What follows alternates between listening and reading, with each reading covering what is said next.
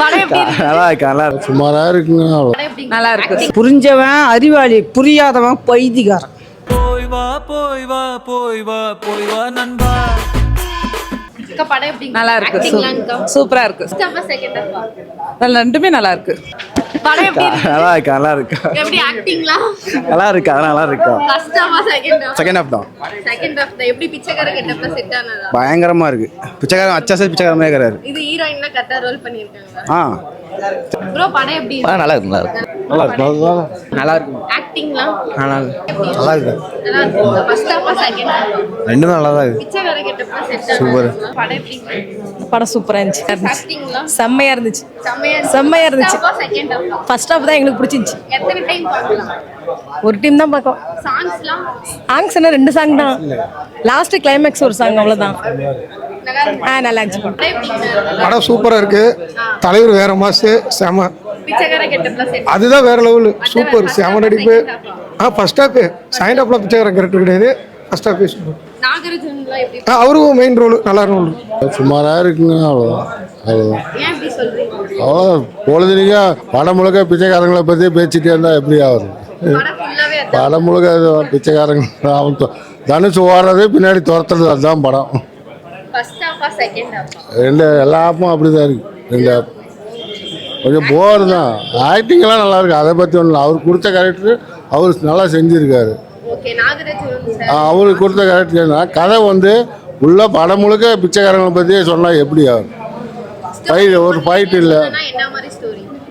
என்னன்னா பிச்சை அவங்க வந்து ஒரு பினாமி ஒரு இது பேர் எடுத்து போய் கொள்ளாங்க, துரத்துறது தான் கதை, அவ்வளோதான். பிச்சைக்காரங்க மனுஷங்க பணம் எதிர்பார்க்காம இப்படி உதவி பண்ணா யாருமே பிச்சைக்காரங்க இல்லை.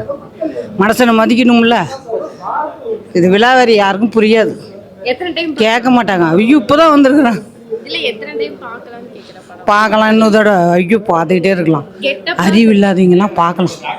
புரியல. இதெல்லாம் புரியணுமே, பார்த்தா தெரியாது கண்ணு, அதெல்லாம் செய்யணும். இதில் இன்னும் 2-3 சீன்ஸ் போட்டிருக்கிறான். புரிஞ்சா நானும் அதான் செய்கிறேன். பெஸ்ட் சீன்னா எது? பெஸ்ட்டு சீன் திடீர்னு கேட்டா எப்படி சொல்கிறது? ஏதோ ஒன்று சொல்லுங்க. பெஸ்ட்டு சீன் பிச்சை இருக்கிற இடத்துல வந்து கூட்டிகிட்டு போய் விட்றாங்களே, அதுதான் வழிகாட்டி.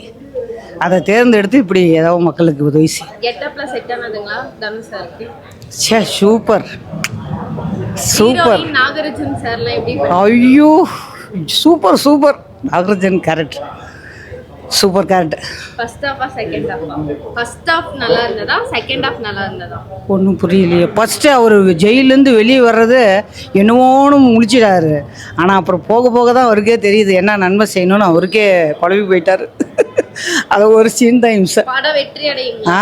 சூப்பர். இது புரியாதவன் முட்டாளுன்னு சொல்கிறேனே, நல்லா புரிஞ்சவன் எங்களாட்ட கஷ்டவாளிக்கு நல்லது செய்யணும்.